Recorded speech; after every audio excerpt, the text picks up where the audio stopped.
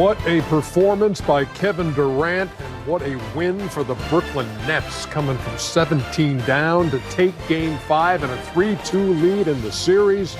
As we welcome you to Inside the NBA, presented by Kia. Ernie Johnson, Charles Barkley, Kenny the Jet Smith, and Shaquille O'Neal. We'll get to the highlights in just a couple of seconds here, awaiting a post-game guest here even as we speak. But this was, Milwaukee dominated the first half of this game. Brooklyn, with a huge run in the third quarter, got back in it.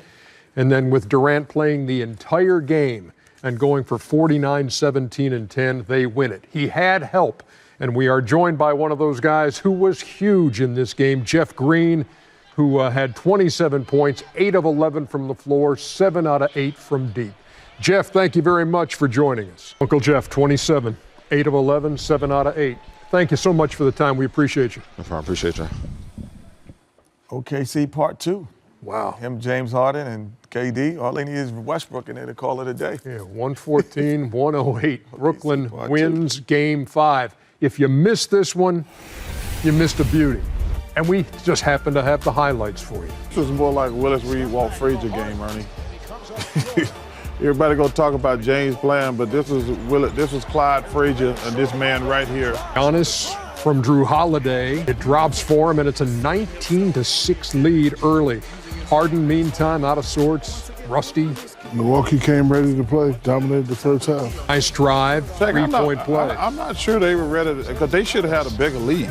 They should have. And 17-point lead. can you imagine how they were going to the basket and had a 17-point lead? 59-43 was the halftime score. You rush like that, you're thinking about getting fouled. 114, 108. Brooklyn Nets coming from 17 points down to take Game 5 by 6 behind Durant. And again, 49 points playing all 48 minutes. Here's Steve Nash. Durant went 16 for 23. Had he gone 16 for 22, he would have joined the Chuckster as the only guys to go for 40, 15, and 10 and shoot 70% from the floor. You did it in 1993 in the Western Conference Finals against Seattle when you went for 43, 15, and 10. Good company, man. That was an awesome. Yeah, wait, time out. How do you say good company and it's you? No. I'm saying it's good to be in that on that list. But I want to say that was just a great performance tonight. To play the entire game, and just like that was one of the. We talked about it last week. When you're a star, you're like, he was not going to let them lose tonight. Yeah. Go ahead, Kenneth. Well, yeah. For me, we talked about what if James Harden didn't play? How could they win?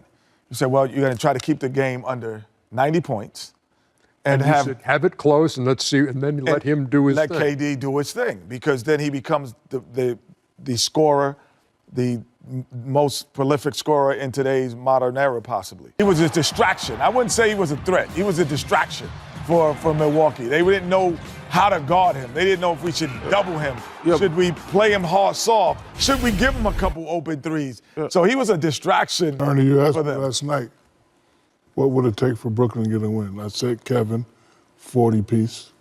I mentioned Joe Harris. I wasn't even thinking about Jeff Green. He came and gave him 27. And then Blake played similar to what he played in Game 1. Then you got Milwaukee making a lot of dumb mistakes. I told Chuck, and I think I told you at halftime, I said, Brooklyn's going to win this game, because when you're playing against a depleted team, but the depleted team still has the greatest scorer, one of the greatest scorers ever in the history, and you don't have them by a large amount, they can come back easily. Yeah, you didn't say it on the air, but you did say on the air at halftime, Shaq, you said, because you were breaking down what Milwaukee was doing well, and then said, but look, this is far from over, and it was far from over. Man, I have a feeling you're going to the Milwaukee side here with this. Yes, because we was in the back yelling and screaming. Man, when you're in high school, I had two great coaches in high school, Coach Honeycutt and Coach Copeland. When we played like crap on the road, they wouldn't stop at a fast food joint on the way home. I wouldn't feed them dudes on the plane. I said, I'd make them fly all the way back to Milwaukee. I'm serious. Kenny. No, seriously, man. That was embarrassing for basketball. To lose that game, to have that. Like, you could tell they were going to lose the game at halftime. Well, should the coaching staff eat too?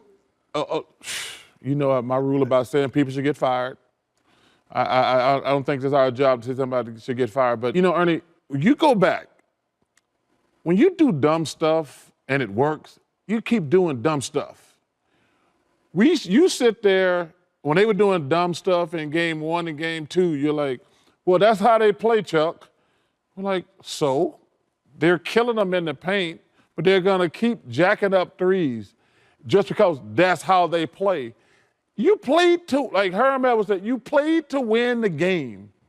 And that was one of the dumbest games. And, man, I am so mad right now because they got a bunch of really good guys, and they played dumb, and they deserve to lose that game. And, hey, shout out to Kevin Durant and Jeff Green. But, man, the other team had something to do with it. That was awful basketball.